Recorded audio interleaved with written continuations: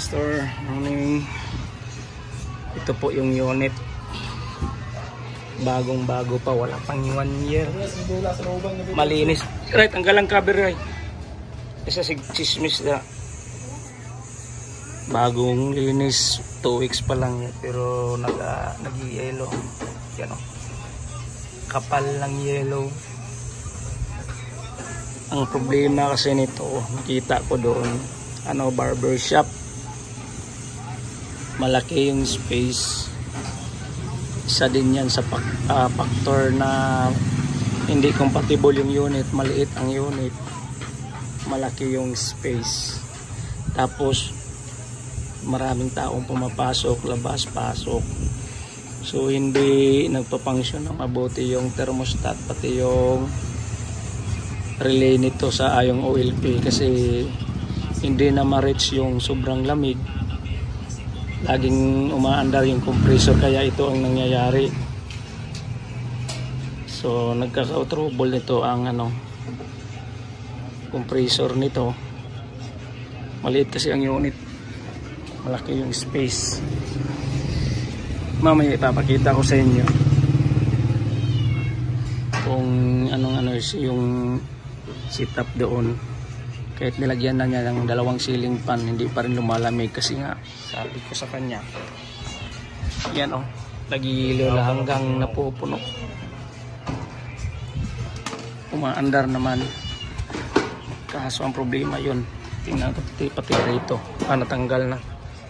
Ito po yung unit, ito yung refrigerant R32. So kita nyo na malinis pa, pati sa condenser yan. Kita pa yung maliwanag dun sa labas. Yan so ibig sabihin nito, malinis pa yung unit. Ang problema nito sa compressor. So update ko na lang kayo mamaya. So i-reprocess natin ito,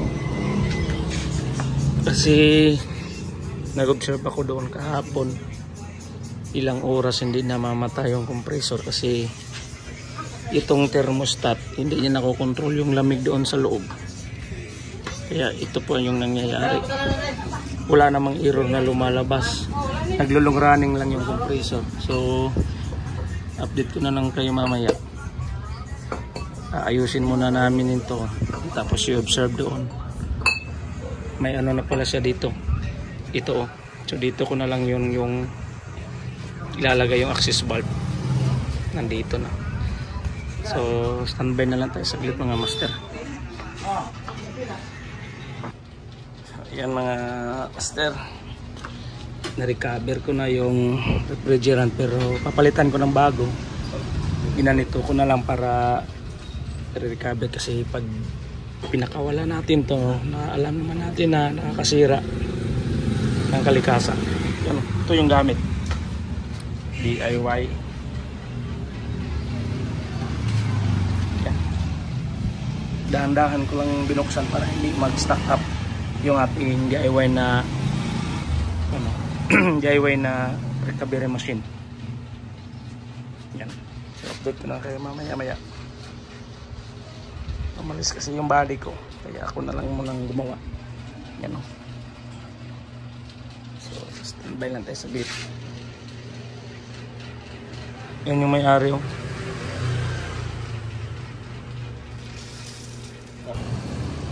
So yan mga master, kinargahan ko na ng refrigerant, naka-vacuum na. I-observe na lang natin ito hanggang mawawala yung yellow. Yung pinanalusan ko. So dahan-dahan natin tinakpan ko, kasi tumatalsik yung tubig. So yan tumatalsik.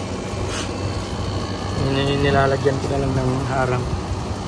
So yan, abot na sa 100. Dahan-dahan natin kakargan, wag biglain, para observe natin hanggang nawawala ito. Yan, dahan-dahan ang nawawala.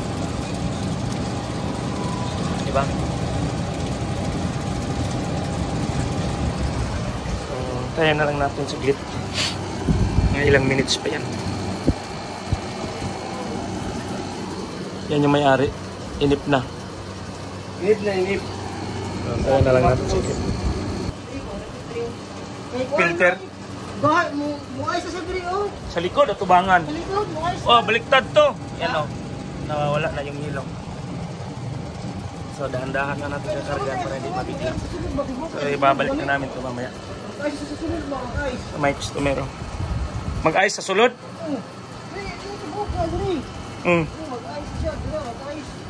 Limpyo ito sa. Pero kung limpyo kayo niya, maugi hapon. Update ko na lang kayo. Yeah, hatid na namin to.